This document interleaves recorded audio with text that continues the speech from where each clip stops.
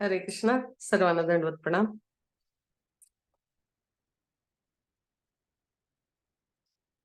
आपण प्रार्थनेने सुरुवात करीत आहोत. ओम ज्ञानतिमिरान्धस्य ज्ञानाञ्जनशलाकया चक्षुरुन्मिलितं येन तस्मै श्री गुरवे नमः. श्री चैतन्य मनोभीष्टं स्थापितं येन भूतले स्वयं रूप कदा मह्यं ददाति स्वपदान्तिकं वन्देऽहं श्रीगुरु श्रीयुतापदकमलं श्रीगुरुन् वैष्णवाश्च श्रीरूपं साग्रजातं सहगणा रघुनाथान्वितं तं सजीवं साद्वैतं सावधूतं परिजनासहितं कृष्ण चैतन्य देवं श्री राधा कृष्ण पादान् सहगणा ललिता श्री विशाखान्वितावश्य. हे कृष्णा करुणा सिंधो दीनबंधो जगतपते गोपेश गोपिका कांत राधा कांत नमोस्तुते. तप्त कांचना गौरांगी राधे वृंदावनेश्वरी वृषभानुसुते देवी प्रणमामि हरिप्रिये. वंशाकल्पतरुभ्यश्च कृपा सिन्धुभ्येव च पतितानां पावनेभ्यो वैष्णवेभ्यो नमो नमः.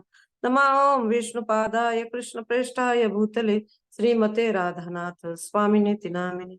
नमो विष्णुपादाय कृष्णप्रेष्ठाय भूतले श्रीमते भक्तिवेदांत स्वामिनेति नामिने. जय श्री कृष्ण चैतन्य प्रभु नित्यानंद श्री अद्वैत गदाधर श्रीवासादि गौर भक्त वृंद. हरे कृष्ण कृष्ण कृष्ण हरे हरे हरे राम राम राम हरे हरे. हरे कृष्ण. सर्व मैत्रिणींना दंडवत प्रणाम. त्यांच्या कृपा आशीर्वादाच्या अपेक्षित आहे आणि सर्वांचं या गीतामृत मालिकेमध्ये अंतःकरणपूर्वक स्वागत आहे. तर आज आपण पाहणार आहोत भगवद्गीता, त्याच्यामधील अध्याय क्रमांक 11 विश्वरूप दर्शन योग, त्यामधील श्लोक क्रमांक 24 आणि 25. प्रथम आपण श्लोक वाचून घेऊया.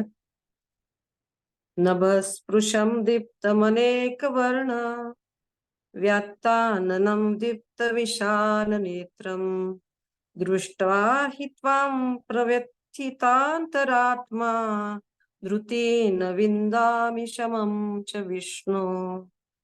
अर्थात हे सर्वव्यापी विष्णू, अनेक तेजस्वी वर्णांनी युक्त तुम्ही, आकाशास भिडलेली तुमची आवासलेली मुखे आणि प्रदीप्त विशाल नेत्र असलेले रूप पाहून माझे मन भयाने व्यथित झाले आहे.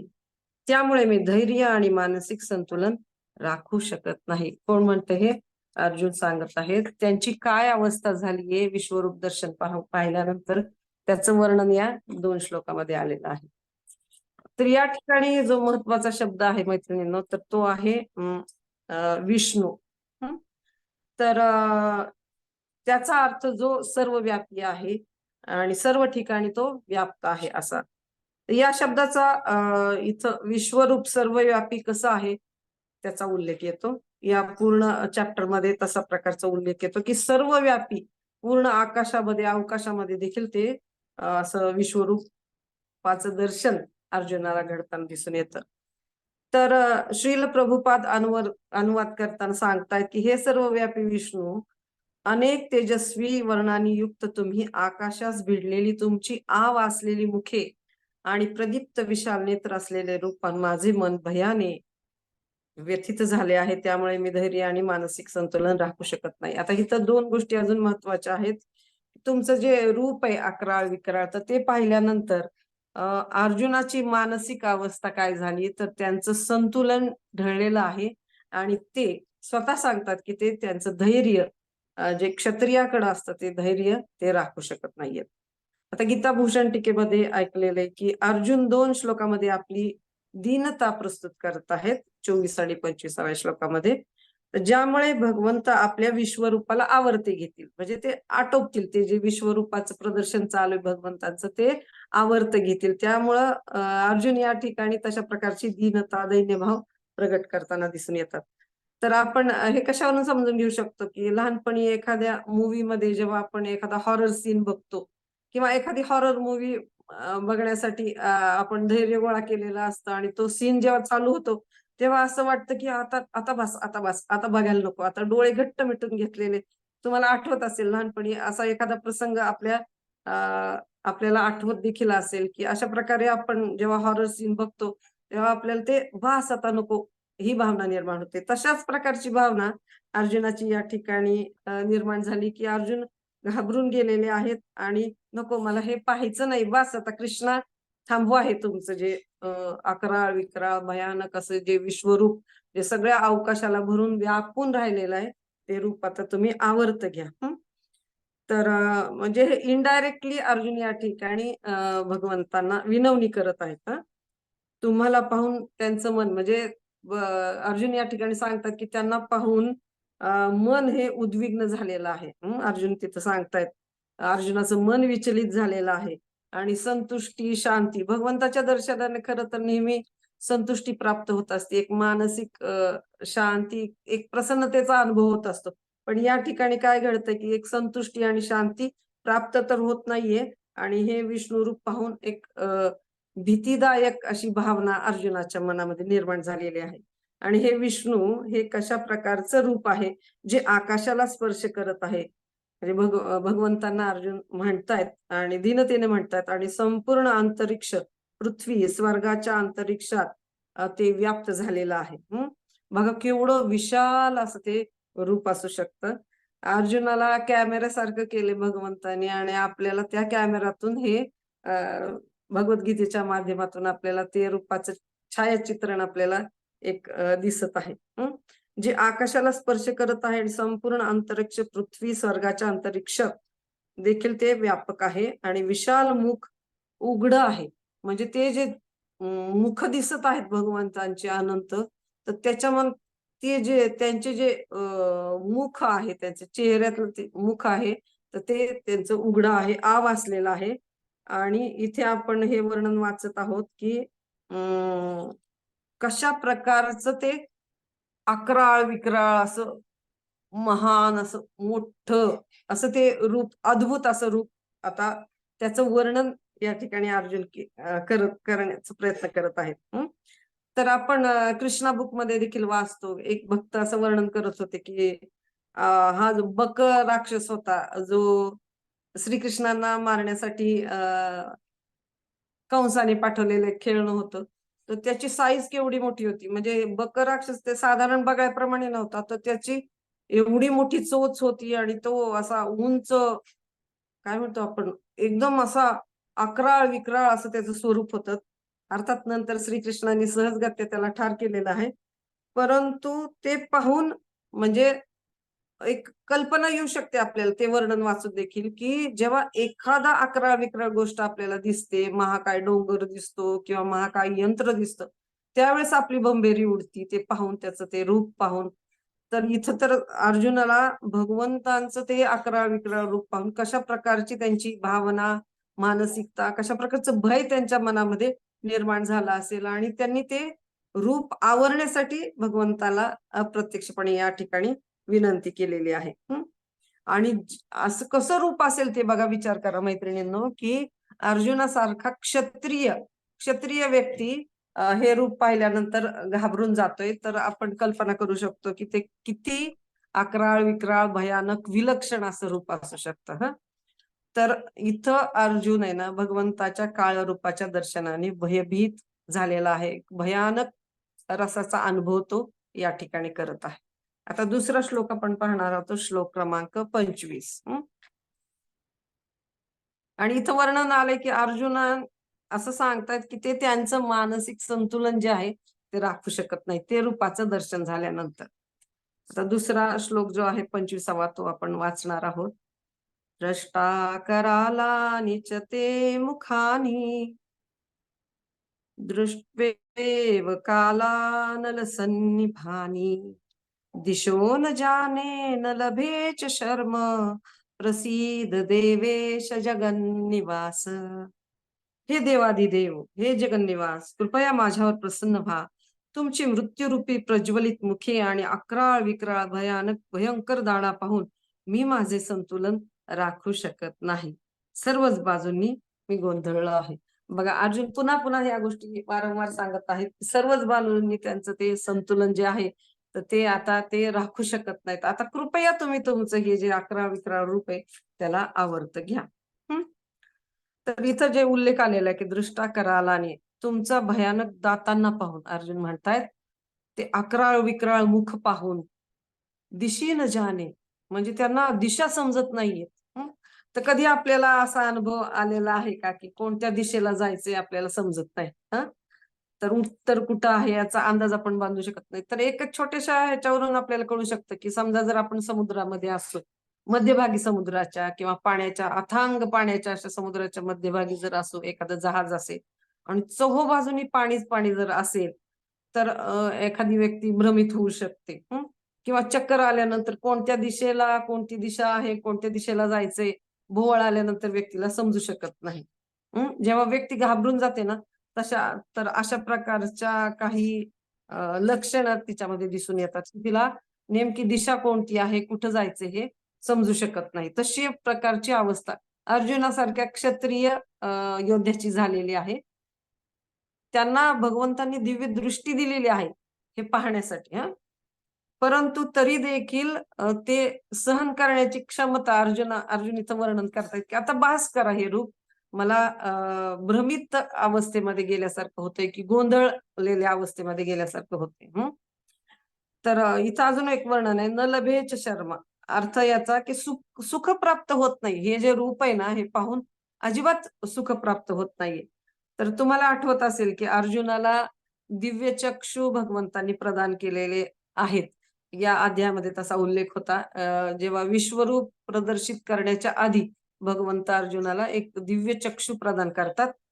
तर दिव्य मन मात्र भगवंत या ठिकाणी त्यांना दिलेलं नाहीये. म्हणजे दिव्य मन म्हणण्यापेक्षा अर्जुनाला ती दृष्टी दिली, ते चक्षु दिले. पण अर्जुनाचं मन आहे ना, ते आहे तसंच आहे. म्हणजे श्रीकृष्णांच्या माधुर्याचं आस्वादन करणारे ते भक्त आहेत. आपण इथं लक्षात घेऊयात, की अर्जुन हे भगवंताचे प्रेमी भक्त आहेत. भगवंतांच्या माधुर्याचं आस्वादन करणारी ती व्यक्ती आहे. शुद्ध भक्त आहे भगवंतांची. त्यांना ते जे भगवंताचं ते रूप आहे, ते असहनीय व्हायला लागले आता. कारण ते भगवंतांच्या मधुर रूपाचं आस्वादन करणारे, त्यामधून एक आदान-प्रदान करणारे असे अर्जुन आहेत. तर त्यांचं मन या प्रकारचं होतं. म्हणजे माधुर्य रूपाकडे किंवा भगवंताच्या त्या सुंदर मनमोहक श्यामसुंदर रूपाकडे आकृष्ट झालेलं असं त्यांचं ते मन होतं. तर ते आता विश्वरूप पाहतायत. पण दर्शनाचं सुख त्यांना त्याच्यामुळं प्राप्त होत नव्हते. केवळ यासाठी पाहत होते, म्हणजे अर्जुनाला हे रूप का दाखवलं भगवंतांनी, की इतर जनांना कळावं, की ज्यांनी गीता अर्जुनाला सांगितली, तर ते साक्षात भगवान आहेत. त्यांच्या ऐश्वर्याचं, त्यांच्या त्या रूपाचं प्रदर्शन या ठिकाणी भगवंतांनी अर्जुनाच्या माध्यमातून केलेलं आहे. अन्य लोकांना देखील पुढे जाऊन विश्वरूप दर्शनाची महती समजण्यात यावी, समजून घेण्यात यावी, यासाठी हे अर्जुनाला हे दर्शन प्राप्त झालेलं आहे. मग अर्जुन या ठिकाणी काय म्हणतात, की हे देवेश, अर्थात प्रसिद्ध देवेश जगन्निवास, अर्थात देवतांनाही नियंत्रित करणारे हे देवाधिदेव. अर्जुन या ठिकाणी भगवंतांना प्रार्थना करतायत, की हे देवाधिदेव माझ्यावर प्रसन्न व्हा. आणि हे जगन्निवास, तुम्हीच साऱ्या जगताचे आश्रय आहात. संपूर्ण जगत तुमच्यातच निवास करत आहेत. या ठिकाणी अर्जुन भगवंताची या अवस्थेमध्ये देखील, म्हणजे ते असं म्हणतात, की मी मानसिक संतुलन राखू शकत नाही, माझी अवस्था भ्रमित झालेली आहे, गोंधळून गेलेला आहे. पण भक्त ते भक्तच असतात ना. या अवस्थेमध्ये देखील अर्जुन भगवंतांना प्रार्थना करत आहेत आणि त्यांना विनवणी करत आहे, की हे आता तुम्ही आवर्त घ्या. तुम्हीच सर्व जगत तुमच्यामध्ये निवास करत आहे आणि हे देवादी देव माझ्यावरती प्रसन्न व्हा. विनवणी करतायत, दीनतेच्या भावनेतून विनवणी करतायत. आता इथं आपण अर्थ बघत आहोत, की हे देवेश, हे जगन्निवास, कृपया माझ्यावर प्रसन्न व्हा. तुमची मृत्यूरूपी प्रज्वलित मुखे आणि अकराळ विक्राळ भयंकर दाढा पाहून मी माझे संतुलन राखू शकत नाही. सर्वच बाजूनी मी गोंधळून गेलेलो आहे. म्हणजे बघा, अर्जुनाची अशीच अवस्था सुरुवातीच्या काळामध्ये देखील झालेली आपल्याला दिसून येते. आता गीताभूषण टीकेमध्ये काय उल्लेख आलेला आहे, की तुमचे हे भयानक दात मुख पाहून जे प्रलय अग्नीप्रमाणे आहे, म्हणजे शेवटी ब्रह्माजींच्या आयुष्याच्या शेवटी जो प्रलय अग्नी होतो आणि सर्व जगताचा विध्वंस होतो, त्यावेळेला जसा अग्नी असतो प्रज्वलित झालेला, त्या प्रकारचं प्रलय अग्नीप्रमाणे हे सगळं रूप, हे सगळ्या गोष्टी अर्जुनाला दिसत आहेत.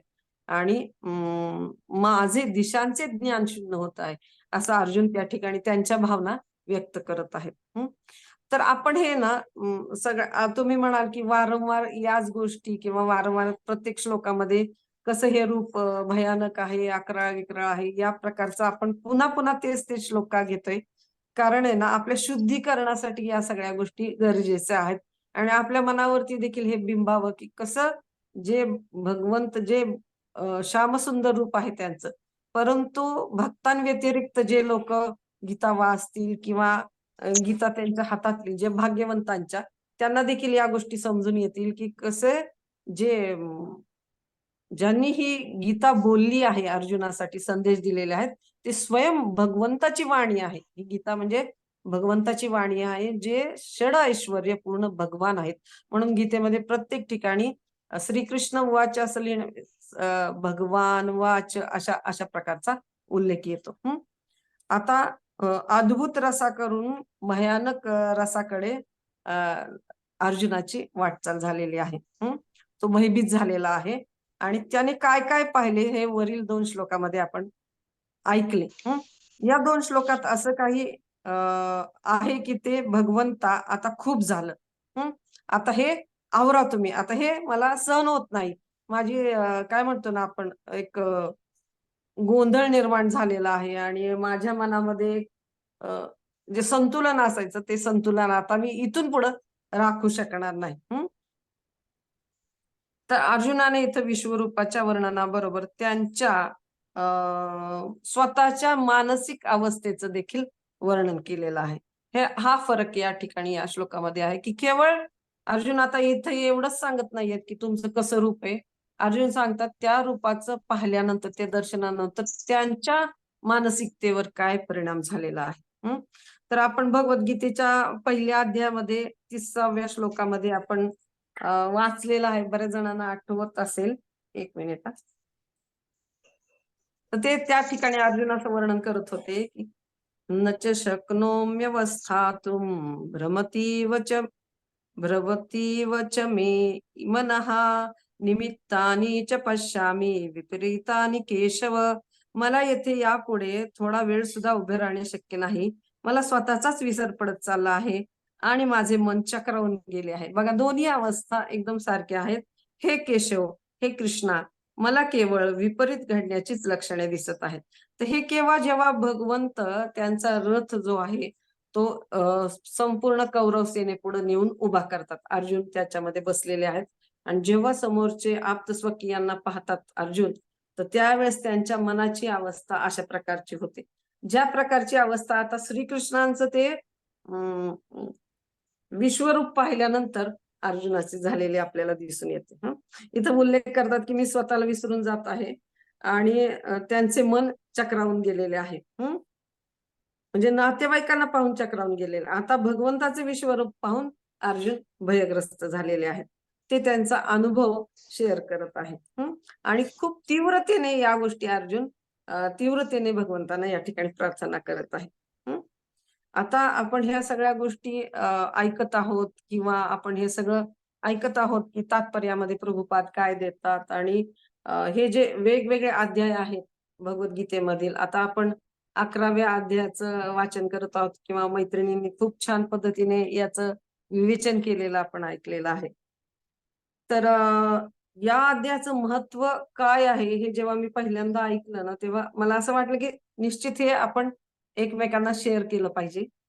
तर शिवजी पार्वती देवींना सांगतात गीता महात्म्यामध्ये हा उल्लेख आहे की शिवजी पार्वती देवींना सांगतात की प्रणिता नदीच्या किनाऱ्यावरती एक खूप असं जगदीश्वराचं सुंदर मंदिर होतं आणि त्या ठिकाणी हातात धनुष्य घेतलेलं असं ते त्यांचं सुंदर रूप होतं.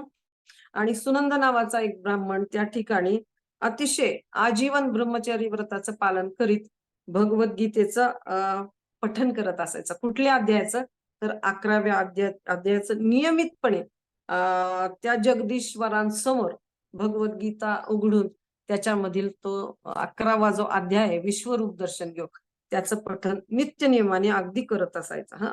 पूर्ण श्रद्धावान होऊन.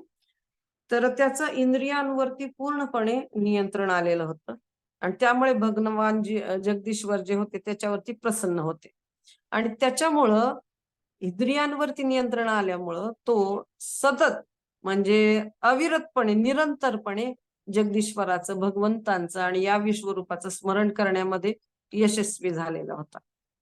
आता तो जो सुनंद ब्राह्मण होता तो एकदा गोदावरी नदीच्या तीरावरती जी तीर्थक्षेत्र आहेत त्या ठिकाणी तीर्थाटनाला काही त्यांच्या साथींबरोबर सोबत घेऊन, काही जणांना सोबत घेऊन दर्शन करण्यासाठी जातात. आणि प्रत्येक ठिकाणी ते स्नान करायचे आणि त्या ठिकाणी जे तीर्थक्षेत्र असायचं, मंदिर असायचं, त्या ठिकाणी त्या देवतेला ते प्रार्थना करायचे आणि एकाग्र चित्तेने त्या ठिकाणी देखील हा जो अध्याय आहे 11वा अध्याय त्याचं पठण पाठन करायचे. तर असेच एकदा ते विवाह मंडप नावाचं एक नगर असतं, त्या नगरामध्ये जातात आणि त्या ठिकाणी तिथल्या देवतेचं हे करतात, दर्शन वगैरे घेतात इष्टदेवांचं. आणि मग त्याच्यानंतर ते मुक्कामासाठी संध्याकाळ व्हायला आलेली असते. मुक्कामासाठी काही अतिथीगृह, विश्रामगृह काय मिळते का ते बघतात. आणि त्याच्यानंतर त्यांना एका धर्मशाळा सापडते. कोणीतरी सांगतं त्यांना इथे इथं नगराच्या मध्यभागी जावा तुम्ही, त्या ठिकाणी धर्मशाळा आहे. मग ते ठरवतात की या ठिकाणीच आपण आजचा रात्रीचा मुक्काम करायचा आणि नंतर आपण पहाटे उठल्यानंतर पदयात्रेला सुरुवात करून पुढच्या तीर्थ ठिकाणी जायचं. तर असं बघतात तर ते पहाटे जेव्हा उठतात सकाळी, तेव्हा ते पाहतात की त्यांचे जे साथीदार होते, काही जण आलेले होते, तर ते त्यांना दिसत नाहीत. मग त्यांना असं वाटतं की अरे हे बहुधा निघून गेलेले आहेत. तर त्यांना शोधण्यासाठी त्या नगरामध्ये ते फिरतात आणि फिरल्यानंतर त्यांना जे नगरातला जो मुख्य अधिकारी असतो, त्याची आणि त्यांची भेट होते. मग अधिकाऱ्याशी भेट झाल्यानंतर ते विचारणा करतात की असं-असं या आश्रम शाळेमध्ये मी मुक्कामाला होतो आणि विश्रांतीसाठी त्या धर्मशाळेमध्ये मी थांबलेलो होतो. तर माझे जे सहकारी होते, तर ते निघून गेले का? कुठे गेले? त्याची काही तुम्हाला कल्पना आहे का? मग तो जो अधिकारी असतो ना, तर तो त्यांना साक्षात दंडवत करतो आणि तो त्यांना म्हणतो, "हे महान ऋषी, मी हे सांगू शकत नाही की तुमचे जे साथी होते, बरोबर आलेली लोकं होते, तर त्यांना मी पाहिलेलं नाही. म्हणजे या नगरीमध्ये आता पाहिलेलं नाही फिरताना वगैरे. पण या नगरातच तुम्ही वास्तव्य करावं अशी माझी इच्छा आहे. मी तुम्हाला प्रार्थना करतोय. मी तुम्हाला भिक्षा मागतोय." तो अधिकारी म्हणतो, की तुम्ही या नगरामध्ये वास्तव्य करावे. तर त्यांना खूप आश्चर्य वाटतं, की अरे हा माझ्या बरोबरच्या लोकांचं कुठे गेले असतील काय वगैरे त्याबद्दल सांगत नाहीये. परंतु हा तर मलाच इथं मुक्काम करण्यासाठी वारंवार विनंती करते. तर ठीक आहे, ते दयाळू असतात. त्याच्यामुळे ते ठीक आहे म्हणतात, की मी तुमच्या या नगरामध्ये थांबतो. कुठं थांबतात? त्याच धर्मशाळेमध्ये ते थांबलेले असतात आणि हा जो अधिकारी तो त्यांची दिवस-रात्र सेवा करायला लागतो. त्यांना काय हवंय, काय नको ते पाहायला लागतो. तर 8 दिवसांनी एक घटना घडते, की एक त्या गावामधला एक ग्रामस्थ सुनंदजवळ येतो, म्हणजे त्या ब्राह्मणाजवळ येतो आणि खूप तीव्रतेने तो सांगायला लागतो, की काल रात्री एका राक्षसाने त्याच्या मुलाला खाल्ले आहे. मग सुनंदाला खूप आश्चर्य वाटतं त्या ब्राह्मणाला. मग तो विचारतात, की हा राक्षस कुठे राहतो आणि त्याने का खाल्लं? मग त्यांच्या त्या प्रश्नाला उत्तर देताना तो जो ग्रामस्थ असतो ना, त्या मुलाचा वडील, तर तो सांगतो, की गावाबाहेर एक राक्षस आहे आणि तो अशा प्रकारे नरभक्षक आहे आणि त्याने खाल्लेला आहे. आणि मग तो सांगतो, की असं पद्धतीने का बरं तो असा वागतोय आणि याचं का पाठीमागचं कारण काय?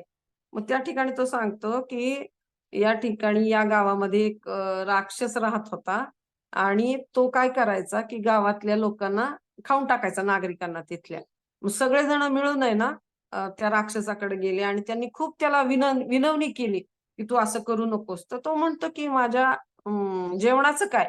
मग ते असं करतात, असं ठरवतात सगळे ग्रामस्थ मिळून, की एक ते धर्मशाळा बांधतात. बघा, त्या काळामध्ये पण या असे प्रकार घडलेले आहेत, की एक धर्मशाळा बांधतात आणि त्या धर्मशाळेमध्ये जे काही वाटसरू अतिथी येतील ना, तर तर ते तू खाऊ शकतोस. अशा पद्धतीने ते सांगतात आणि तेव्हापासून तो राक्षस आहे ना, त्या धर्मशाळेत जे कोणी उतरायचे त्यांना खाऊन टाकत असे. त्याची भोजनाची व्यवस्था त्या प्रकारची झालेली होती. आणि मग त्या धर्मशाळेमध्ये आता हा आता गावातल्या माणसाचा मुलगा होता. तर त्यांनी कसं काय बरं त्याला खाल्लं? म्हणजे नियम त्या ठिकाणी भंग झालेला होता. मग त्या ठिकाणी तो विचारतो, की "तू असं का केलंस?" म्हणूनसाठी. तर तो सांगतो, की "मला काय माहिती हा गावातल्या ह्यांचा मुलगा आहे. गावातली लोक अतिथी याच्यामध्ये कशाला थांबतील ना, अतिथी गृहामध्ये.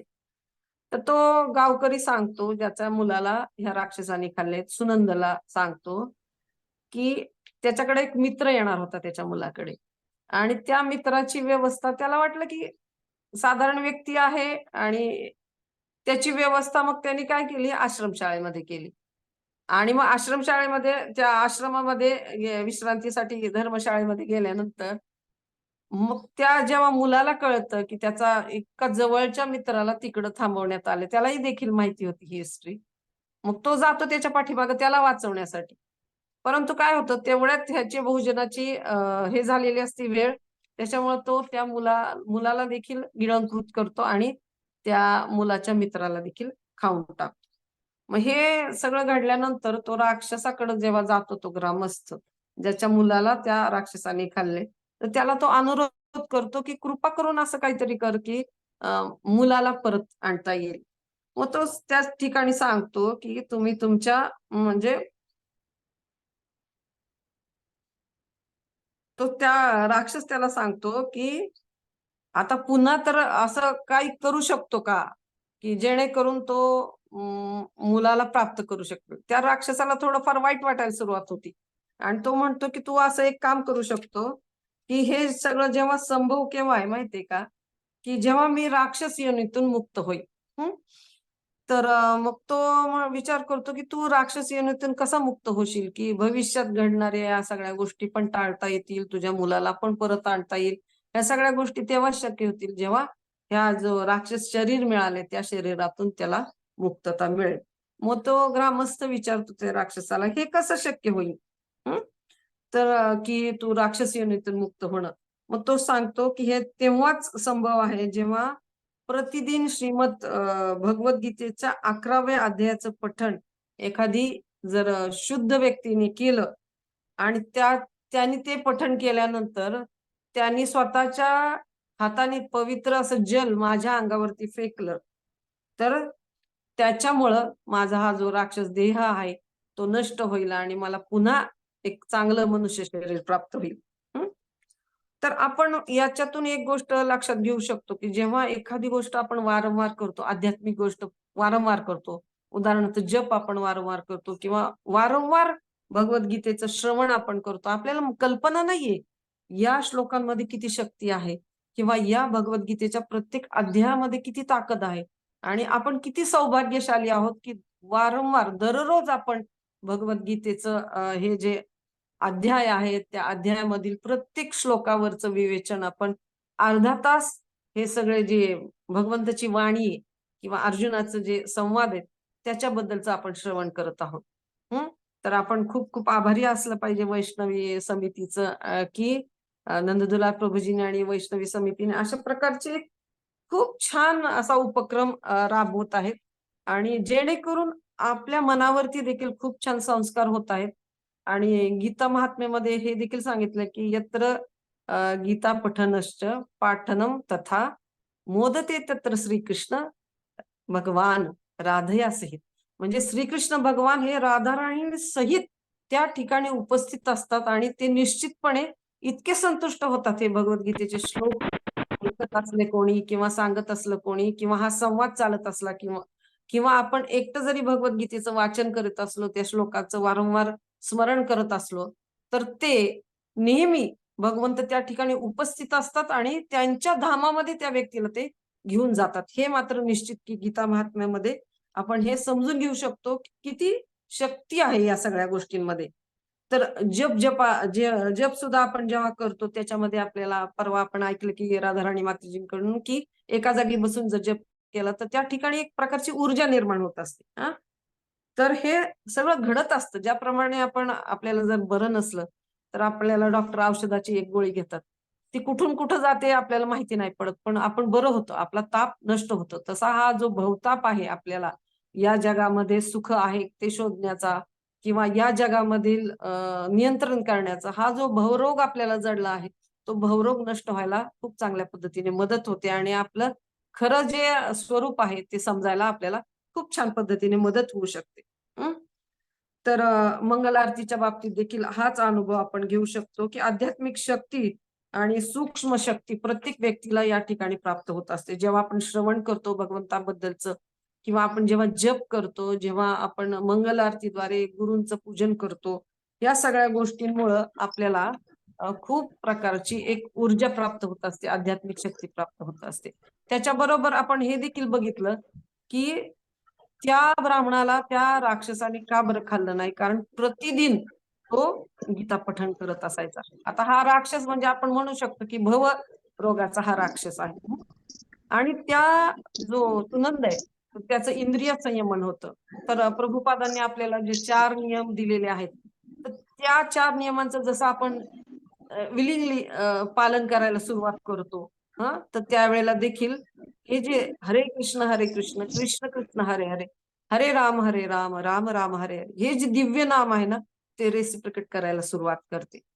आणि हे प्रभुपादांचे शब्द आहेत बरं का. जसं का आपण या सगळ्या गोष्टींना सुरुवात करतो, हरिनाम घ्यायला सुरुवात करतो, 4 नियमांचं पालन करा, जे जे संदेश प्रभुपादांनी आपल्याला दिलेले आहेत, त्या त्या प्रोसेसनुसार आपण जायला सुरुवात करतो, तेव्हा तात्काळ भगवंत रेसिप्रोकेट करायला सुरुवात करतात. ही जी गुरु परंपरा आहे त्यांचे आशीर्वाद आपल्याला मिळायला सुरुवात होत राहते. आता इथं असं दिलेलं आहे की जर 11वा अध्याय 7 वेळा पठण करून, तो राक्षस काय सांगतो की 11वा अध्याय जो भगवद्गीतेतला तो 7 वेळा पठण करून ते जे पवित्र जल आहे तर ते त्याच्या अंगावर टाकले तर तो या राक्षस शरीरातून मुक्त होईल. तर सुनंदने पुढचा प्रश्न विचारला त्या ग्रामस्थाला की त्याला राक्षस शरीर का बरं प्राप्त झालेलं. हे खूप महत्वाची गोष्ट आहे मैत्रिणींनो. तर काही काळांपूर्वी म्हणजे त्या गावात एक शेतकरी राखण करत असतो, शेती करत असतो, राखण करत असतो पिकाचं.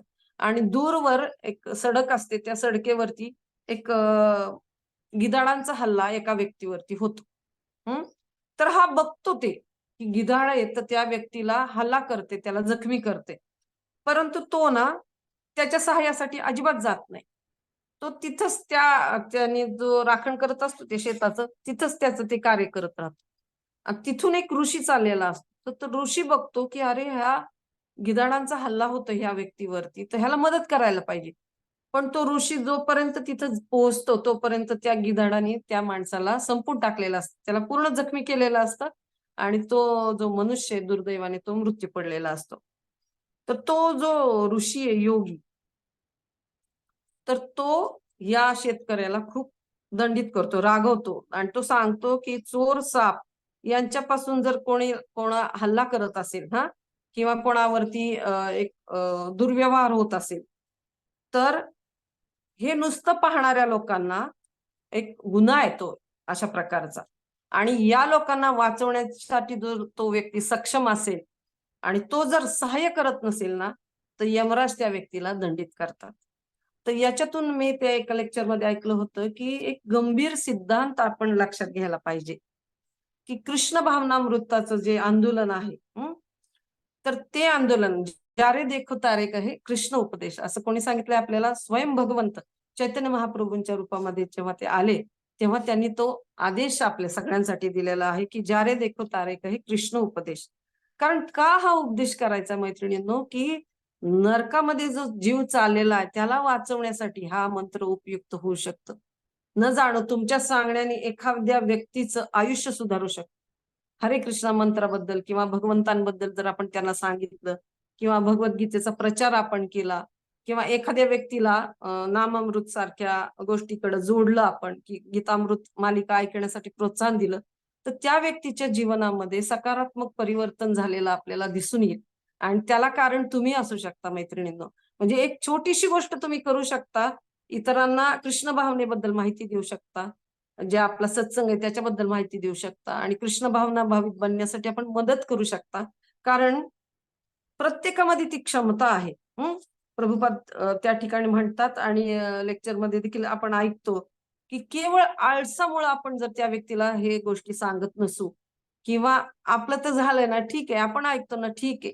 पण आपण इतरांच्या देखील कल्याणाचा विचार आपण केला पाहिजे. खरी मदत तीच आहे, खरी मैत्रीण तीच आहे, जी दुसऱ्या व्यक्तीला त्यांच्या नरकामध्ये जाण्यापासून वाचवेल. तर अशा मैत्रिणीबद्दल म्हणजे भगवद्गीतेबद्दल जर आपण माहिती दिली, तर निश्चितच त्या व्यक्तीचं जीवन परिवर्तित होऊ शकतं आणि तिच्या कर्मामुळे जर ती नरकामध्ये जात असेल, अज्ञानामुळे नरकामध्ये जाण्यात दिसत असेल आपल्याला स्पष्ट, तर अशा व्यक्तीला त्या नरकापासून वाचवण्याची क्षमता या भगवद्गीतेतल्या प्रत्येक श्लोकामध्ये आहे. त्याच्यामुळे प्रत्येकीने हा प्रयत्न केला पाहिजे. की आता आपण बघितलं की भक्तांना तर यमराज दंडित करणार नाहीत, पण प्रभुपादांची ती इच्छा आहे की जा रे देखो तारे कहे कृष्ण उपदेश. तर आपण अशा प्रकारच्या त्या गिधाडांच्या किंवा मायाच्या त्या हल्ल्यापासून आपण वाचवण्याचा प्रत्येकाचा प्रयत्न असला पाहिजे, इतरांना देखील. आणि यासाठी आपण बघतो की एखादा वैद्य असेल किंवा डॉक्टर असेल, तर प्रत्येक ठिकाणी तो त्याची डिग्री दाखवत नाही की ही माझी डिग्री आहे. तो त्याच्या ज्ञानाबद्दल किंवा उपचार करताना ज्या कॉन्फिडन्सने तो उपचार करतो, ज्या श्रद्धेने तो उपचार करतो, त्या श्रद्धेनेच समोरची व्यक्ती प्रभावित होते आणि ती बरी होते. ती श्रद्धा आपल्याला ना हे सांगताना असली पाहिजे. जेव्हा आपण इतरांना गीतेचा प्रचार करतो, डिस्ट्रीब्युशन करतो किंवा सत्संगाबद्दल सांगत असतो, तो कॉन्फिडन्स, ती श्रद्धा जी आहे ना, ती आपल्याजवळ आपल्याला कमवायला पाहिजे. आपल्याला तेवढं कन्व्हिक्शन असलं पाहिजे. आणि हे कन्व्हिक्शन कधी येतं मैत्रिणींनो, जेव्हा आपण श्रवण करतो याबद्दलचं, भक्तांचा संग घेतो, त्यावेळेला हे श्रद्धा डेव्हलप होते. त्याच्यानंतर ते कन्व्हिक्शन आपल्याला येतं की भगवंतांचा आश्रय घेणं यासारखं महान कार्य नाही.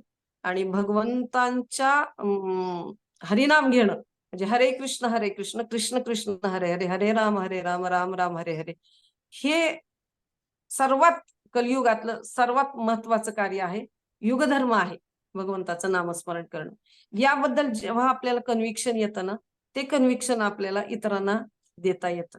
त्याच्यामुळे प्रत्येकीचं हे कर्तव्य आहे मैत्रिणींना. जसं त्या व्यक्तीने गिधाडापासून त्या दुसऱ्या व्यक्तीला वाचवलं नाही, तर त्याला राक्षसाचा देह स्वीकारावा लागला त्या ऋषीच्या शापामुळे.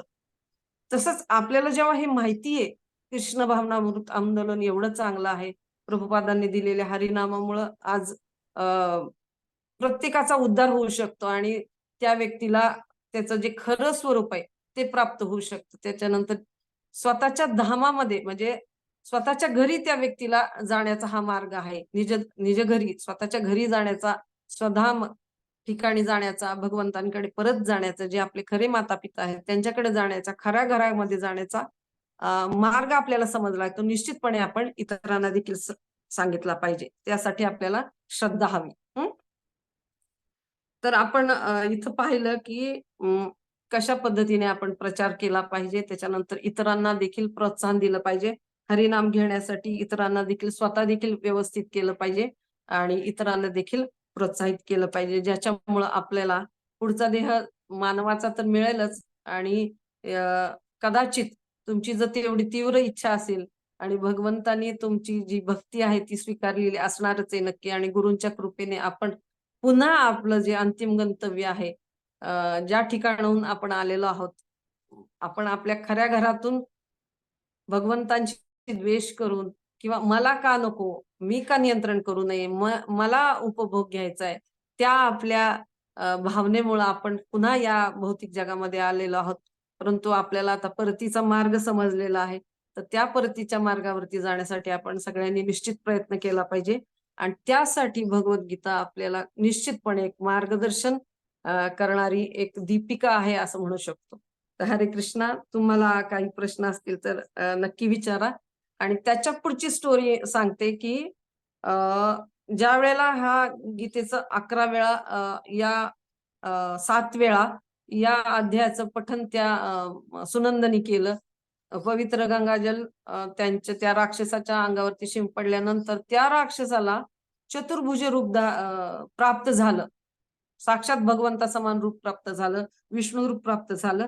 आणि सोबत त्यांनी ज्या ज्या लोकांना खाल्लेलं होतं, तर त्यांना देखील तशाच प्रकारचं रूप प्राप्त झालं. आणि त्यावेळेला ते सगळ्यांनी वैकुंठाकडे गमन केलं. तर त्यावेळेला जो व्यक्ती होता, ज्याचा पुत्र त्यांनी खाल्लेला होता आणि जो कारणीभूत ठरला या सगळ्या गोष्टीसाठी, तर त्यांनी विचारलं की यामधील सगळेजण सारखेच दिसतात, म्हणजे सारुप्य मुक्ती मिळाली सगळ्यांना, तर पुत्र कुठे आहे माझा? तर त्या जो राक्षस होता आधीच्या रूपामध्ये, तर त्यांनी सांगितलं हा तुमचा पुत्र आहे म्हणून साठी. मग जेव्हा त्या पुत्राला तो व्यक्ती म्हणायला लागला, अरे थांब, तू या घरी थांब, मी तुझ्यासाठी एवढा प्रयत्न केला, तर तो सांगतो की हे श्रीमान, की सांगतात ते की शुद्ध भक्ताच्या कृपेने आता मी मुक्त झालोय. आता मी माझ्या वास्तविक घराकडे म्हणजे वैकुंठाकडे निघून चाललेलो आहे. तर आपण हे बघू शकतो की प्रभुपादांनी आपल्यावरती अशा प्रकारचं हे जे गीतामृत टाकले, त्याचे बिंदू टाकलेले आहेत.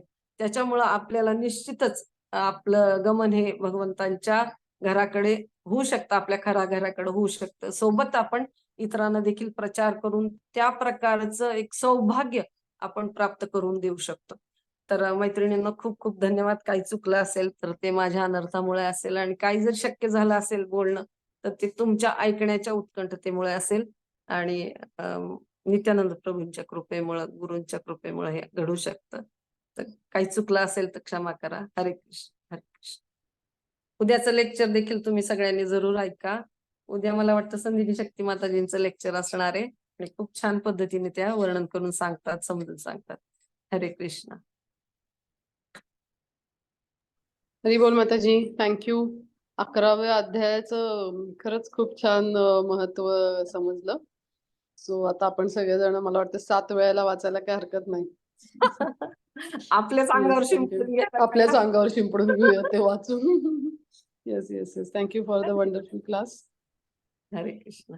आय थिंक सेटिंग पुन्हा बघा बरं, अनम्यूट करून. प्रतिभा बघ बरं, अनम्यूट करून होतंय का? ओके.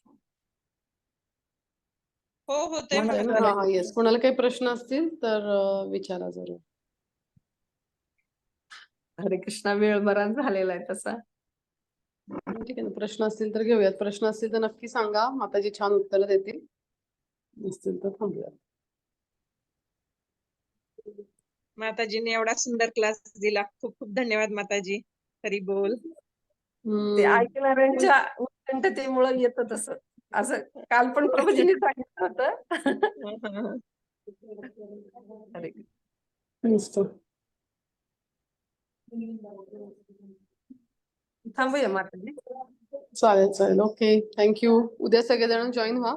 हरे. आणि बारामतीतील वैष्णवींसाठी एक चांगली बातमी आहे की या गुरुवारी आपण किशोरी माताजींचा हे घेतोय प्रोग्राम मंदिरामध्ये.